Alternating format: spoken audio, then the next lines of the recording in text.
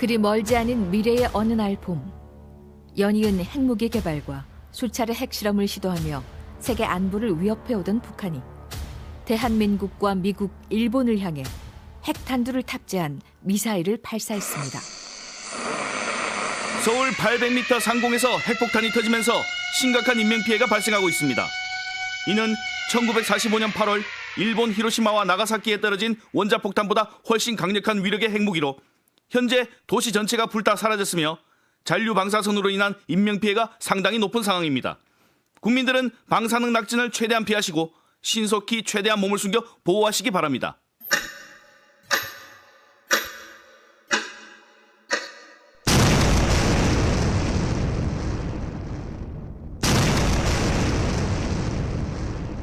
아버지!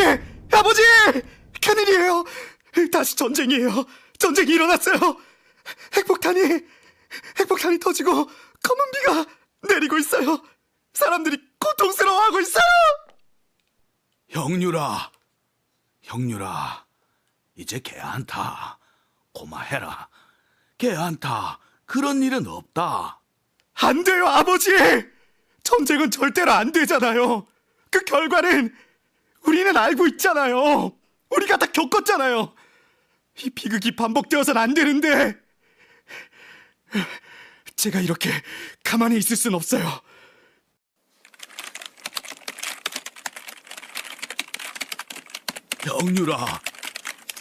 형률아, 이제 고마해라. 인자 아버지가 할게. 내가 다 할게. 니는 이제 고마 좀 쉬라. 어?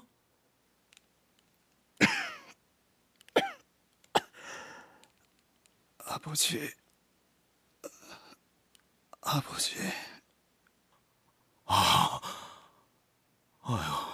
꿈이었구만. 형률아, 꿈에서라도 이래 만날 수 있어서 좋은데 형률이 니는 거기서도 눈을 감지 못하고 있구나. 걱정 마라. 네가 바라는 일, 목숨 걸어 했던 일들 내가 이어 해보마. 그니까 형률이 니는 이제 그만 편히 쉬라.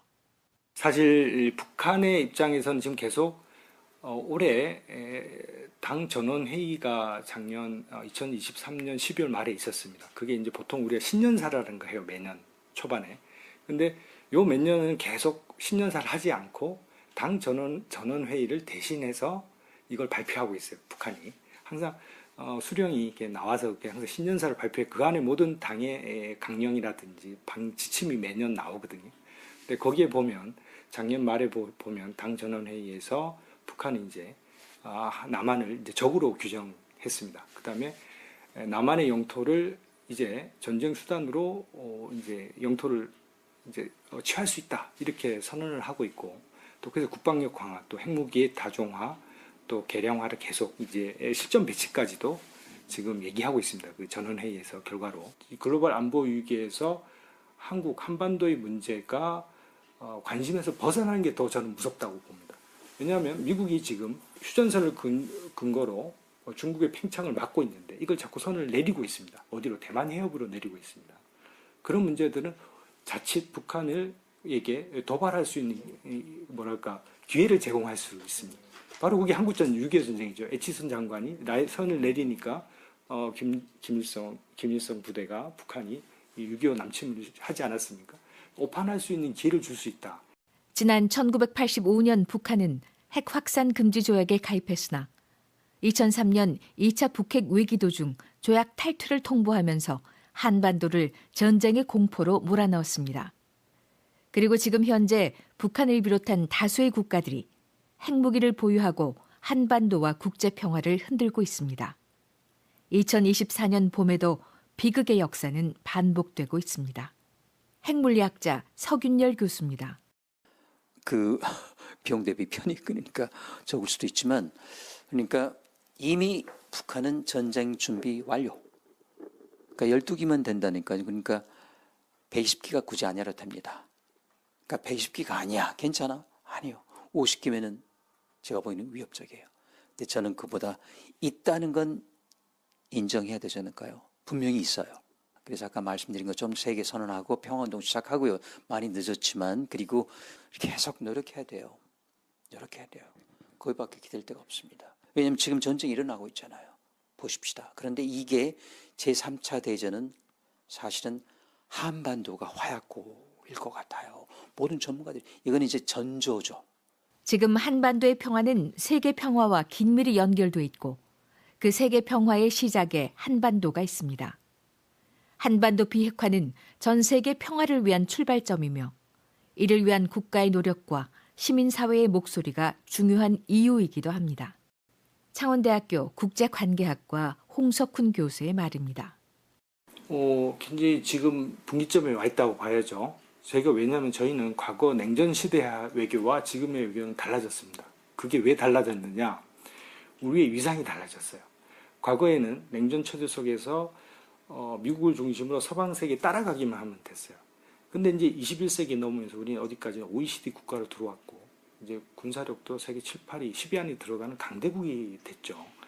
또 그렇기 때문에 이제는 우리의 독자적인 외교력이 필요한 시기가 됐다는 것이죠. 또 뭐 제가 이전에도 말씀드렸지만 한국의 이상은 과거가 다릅니다. 약속이었던 개도국이었던 한국이 아니라 지금은 세계 경제 질서, 문화 질서를 이끌 수 있는 위상이 되고 있죠. 그리고 거기에 이제 우리가 유념해야 될 부분은 바로 우리 독자적인 목소리를 내야 될 시점이고, 그래서 제가 늘 주장하지만 국격에 맞는 외교를 해야 된다. 다른 분들이 뭐 반문을 제기할 수도 있겠지만 이제는 인도 태평양 지역을 우리가 같이 선도해야 될 필요가 있다는 거죠. 원폭 피해자들은 수십 년 전에 겪은 끔찍했던 전쟁의 상흔을 끌어안고 아픈 한평생을 살아왔습니다. 미사일 발사와 폭발, 도발과 충돌. 이 땅에 끝나지 않고 있는 전쟁의 씨앗들을 보며 이제 더 늦기 전에 그들이 바라는 것이 있습니다.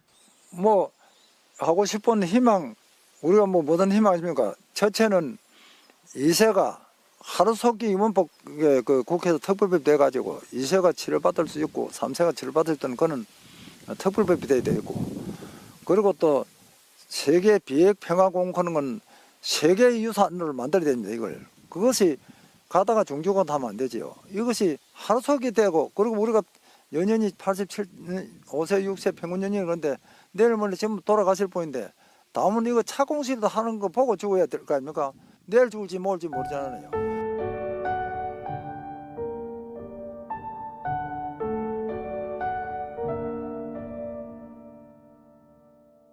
합천호 백리길에 흐드러지게 핀 벚꽃을 지나 황매산 자락을 휘감은 철쭉 무리들을 이끌고 합천에도 봄이 옵니다.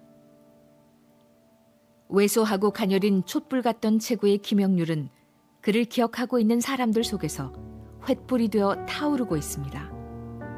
형률이 세상을 떠난 5월의 봄. 매년 합천에서는 그의 뜻을 기리는 추모제가 열립니다. 형률 씨는 사실 저보다 2살밖에 어리지 않은데 제가 형률 씨는 아주 멀리 있는 사람이라고 생각했어요. 저랑 다른 곳에 사는 사람이라고 생각했거든요. 합천을 알게 됐고, 또 최근에 김영률이라는 책을 가지고 형률 씨에 대해서 알아보고 또 이야기를 나누는 시간을 갖고 오늘 이 자리에 왔습니다.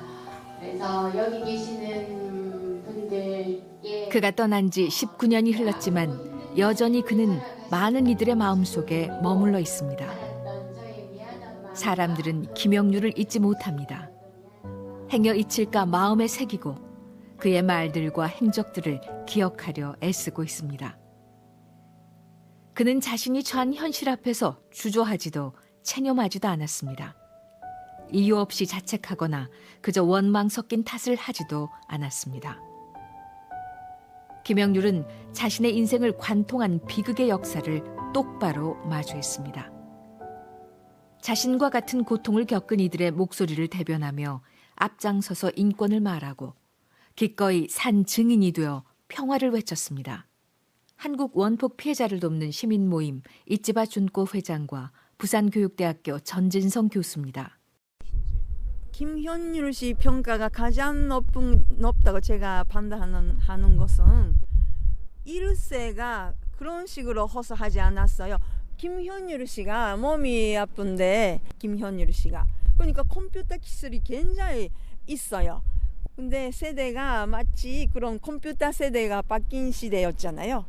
그러니까 김현율 씨 호소 컴퓨터를 통해서 많이 호소하시고 그런 식으로 하시니까 젊은이들이 한국헌법 피해자 그리고 특히 이세 문제에 대해서 관심을 가지게 된 젊은이들이 굉장히 많아졌어요.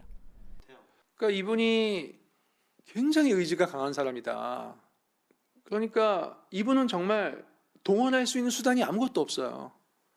그러니까 전태일 열사보다도 더 힘들었던 게 몸도 아프니까 일단 움직일 수가 없어요. 어디 가서 활동이 안 돼요.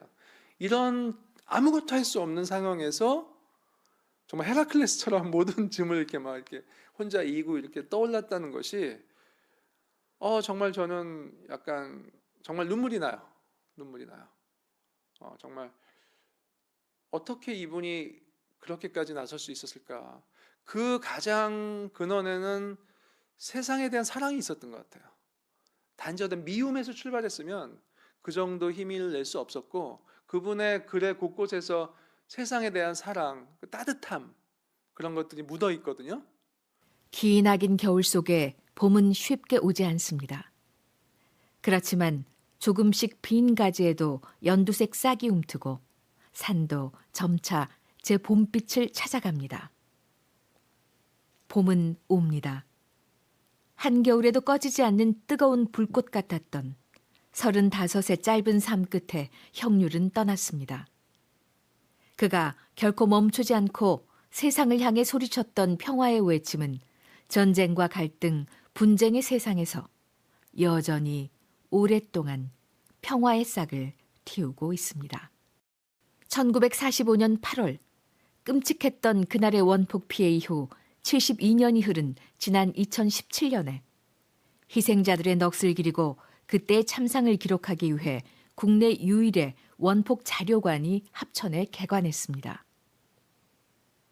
이곳에는 그날의 비극이 다시는 일어나지 않길 바라는 간절한 마음들이 모여 있으며 끝나지 않는 아픔 속에서 삶을 살아낸 원폭 피해자들의 이야기가 있습니다.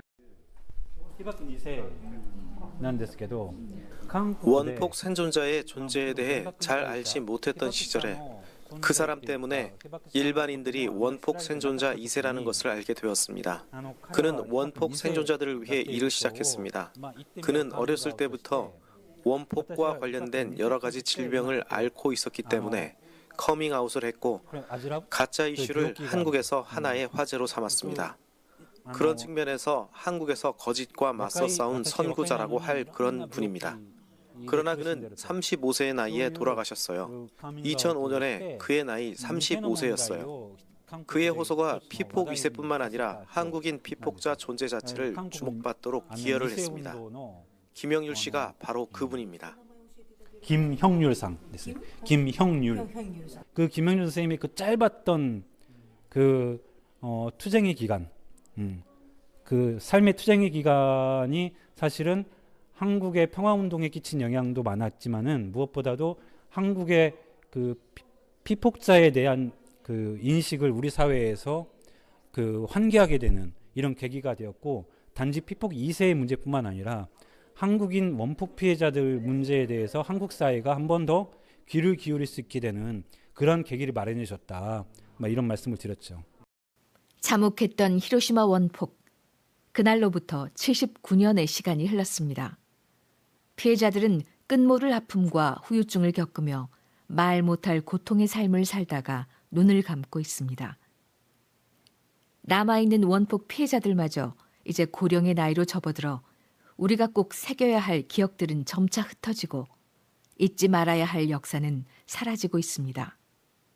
하루바삐 이를 보존할 수 있는 평화공원이 마련되길 바라는 목소리가 커지는 이유입니다.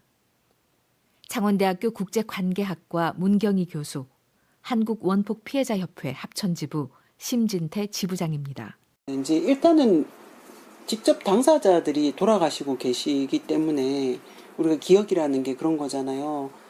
당사자들이 있을 때, 생존자들이 있을 때 그 할 수 있는 기억 투쟁, 그러니까 난 이런 피해자야, 그렇기 때문에 이런 일이 다시 일어나면 안 돼 하는 것과 실제로 이제 이분들이 배상이나 인정도 받지 못하고 돌아가시고 난 다음에 그냥 후세들의 기억만 존재할 때 그거는 힘이 없는 것 같아요. 그 힘이 없다는 것은 그 메시지가 그냥 전에 그렇게 말하더라, 그렇게 하더라. 그래서 저는 당사자들이 아직도 그래도 1.5세들이라도 아직 살아계신 분들이 있을 때 어떤 뭔가를 더 역사화시키는 작업, 그런 것들이 이루어질 수 있지 않나. 그래서 지금 이 시점은 여전히 그런 측면에서 보면 많이 늦지는 않은 시점인 것 같고요. 역상계네. 역사는 바로 세워놔야 되거든요. 왜 우리 원폭만이 이렇게 하느냐? 아무 대답이 없느냐? 그리고 저는 지금 이제 나는 지금부터는 원폭 패자라고 얘기 안 합니다. 뭐 우리가 지금 남아 있는 사람은 역사의 보존자다. 국가 그걸 알아야 된다. 역사가 보존 안 하면 안 된다. 원폭은 왜 어떻게 해서 원폭이 떨어지고 징용은 어떻게 갖고 일본에 왜 갔는지 이런 역사가 하나도 없잖아요. 전체 면적 가운데 72%가 산이어서 1910년대까지만 해도 조불협자, 내천자를 써서 협천이라고 불리던 곳 합천. 이제 이름처럼 서울 면적의 1.6배나 되는 넓은 땅으로 키우며 오늘에 이르렀습니다. 유구한 역사와 함께 큰 뜻을 담는 고장으로 발전하기 바라는 마음은 모두가 다르지 않을 것입니다. 합천 평화의 집 이남재 원장의 말입니다.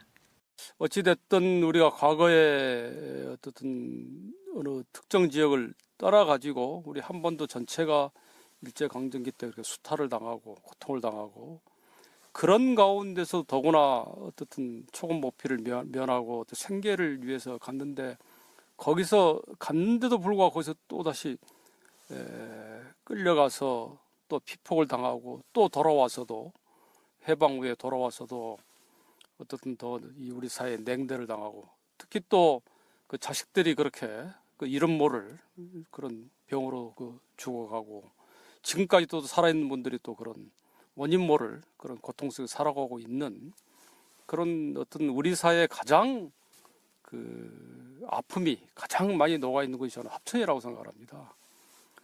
그래서 합천이야말로 상처가 가장 많은 곳이기 때문에 합천이야말로 그런 소중한 그런 그 어떤 생명의 씨앗, 평화의 씨앗을 움트고 더구나 그 피폭자의 70%가 합천 출신임을 봤을 때 반드시 우리 지구촌 이 사회가 지금 핵 문제, 핵으로 인한 핵무기로 인한 좀 여러 가지 지금 위험이 많고 그런 어떻든 이제 불안함이 상존하 있는 걸 봤을 때 이 핵 피해자들이 그런 목소리를 강하게 냈을 때 이것이야말로 좀 우리 지구촌의 핵무기를 없애는 그런 비핵 평화의 발신지가 될 수 있다.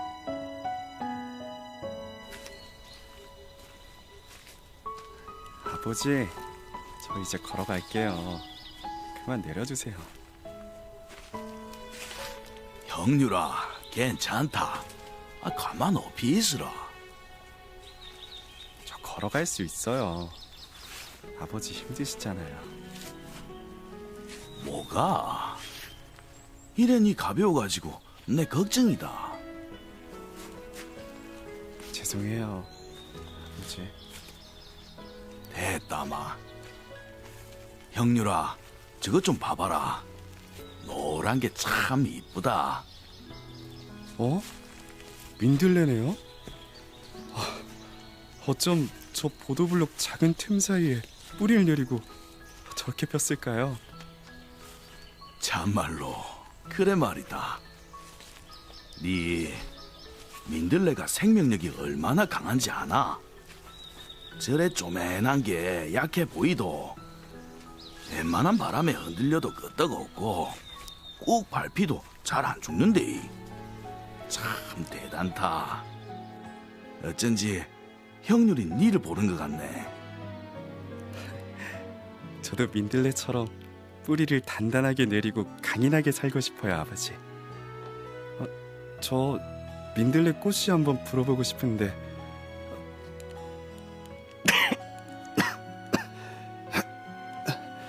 기침이. 형률아, 니 개 안 나?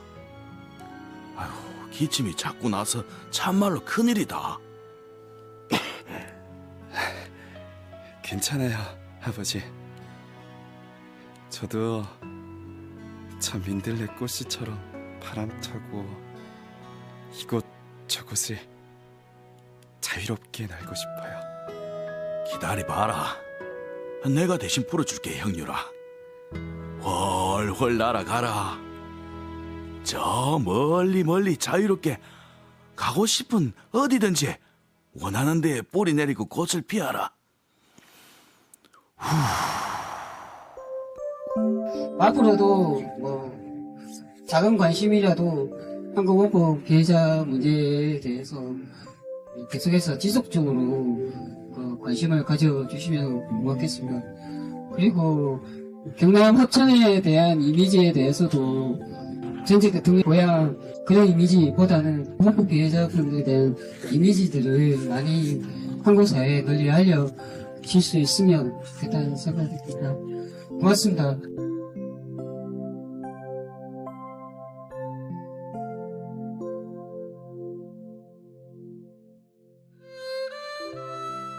TVN 기획특집 다큐멘터리 라디오피아 평화의 불꽃 김영유를 마칩니다.